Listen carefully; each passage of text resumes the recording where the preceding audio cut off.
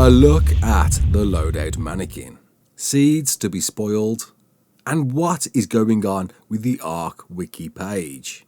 You're right kids, it's Ross Clark and welcome to your regular ARK community news. Before we begin, don't forget to hit that like button, subscribe, share around, and let's get into it.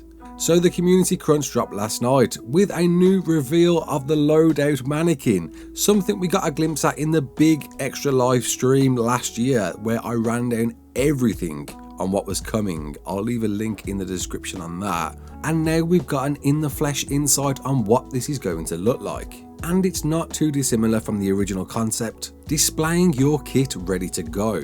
If you haven't heard of these before, these are dropping with Genesis Part 2. The Loadout Mannequin will hold an instant kit for you ready to go out with the required kit you want when you need it.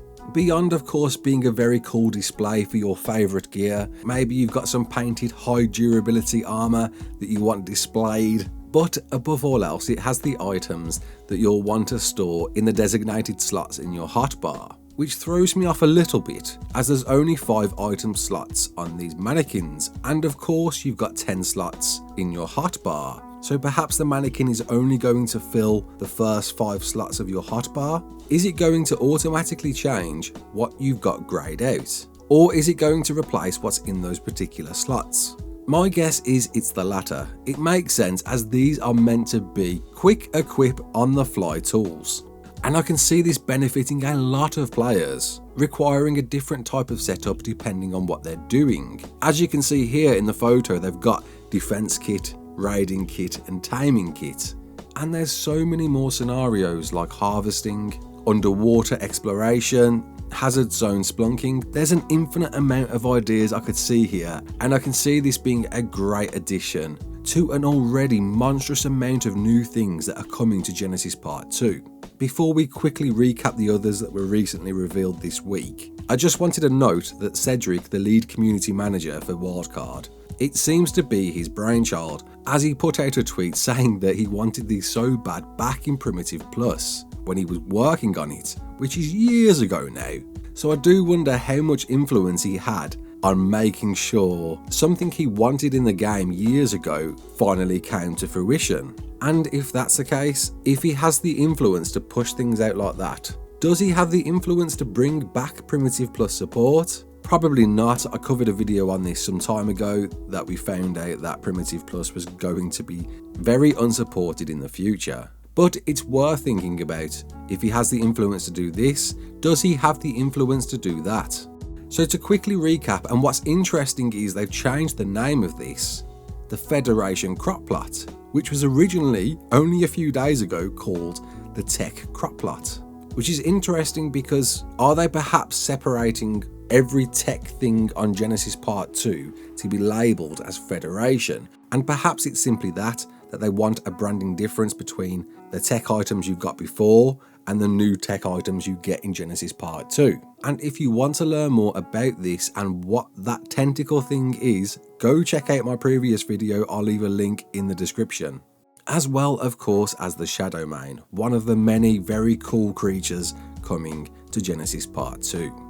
There's no Evo event this weekend, so sorry players, it's another one with no rates, and there's currently no event plans yet. It's all going to be about Genesis Part 2 now.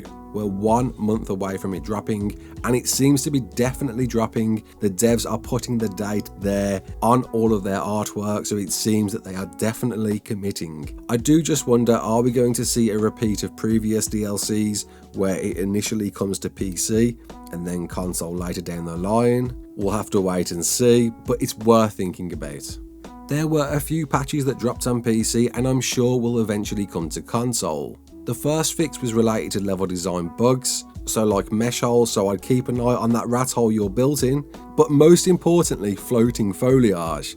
There's a plant in Ragnarok that has done my head in for so long near Blue Orb, and it's gone! It's finally gone. I know I made a joke at when this was last patched, so it's good to see the floating plants are slowly not floating anymore. For you unofficial servers, there's a new server config value to prevent building in caves. What's interesting is this config value has been brought in to support Crystal Isles, Genesis Part 1, Extinction, and Aberration. Now I thought Aberration was pretty much covered when you use the original cave build config, but apparently not. So my guess is perhaps this is the surface entrances, which in that case is wonderful news.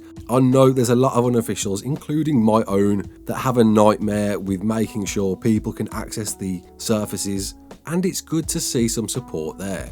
And there's a new server config value to prevent transfers. So if there's a particular creature you would prefer not to be on a particular map on unofficials, then here you go. So a good example is Aberration, where normally it's a tick box to allow foreign dinos or not. Well, now you can allow all foreign dinos on that map and perhaps disable one creature that you don't want on there, like a Giga for instance. Seeds now have a spawn timer, and if you're on PC you will have found that all legacy seeds would have been destroyed. And why is that? Well, seeds can build up over time and they can certainly take up a lot of space as they don't decay. So now you've got a time frame from harvesting that seed to planting it and using it. What's worth noting, this doesn't affect plants X, Y and Z, so don't panic too much yet. And I wonder if this is related to the tentacle crop that we've seen in the Federation crop plot. So the Wikipedia page, the source that you go to for everything ARK, it's the #1 place you need to go if you want to learn about anything in ARK. Whether it's about a creature's ability, a spawn command, it's the best go-to tool. Or at least it was. Recently, the ARK Wiki decided to have some bizarre branding overhaul where it became just a nightmare to navigate. I know a lot of people that are quite annoyed on this change. It doesn't make any sense. Firstly, you're greeted with the biggest advert I've ever seen, and then the information is just weird and unformatted. But I checked this morning and it all seems to be running fine. So my guess is all those display issues that we were seeing was just the team reformatting to this new fandom URL. Originally, I was going to rant on how bad this was, but it seems to be fixed, and I hope, fingers crossed, that's the end of that and we can use the wiki as we used to. Thanks all for tuning in. I hope you enjoyed this. What do you think of the Loadout Mannequin? How cool is this looking? I can't wait. 1 month to go.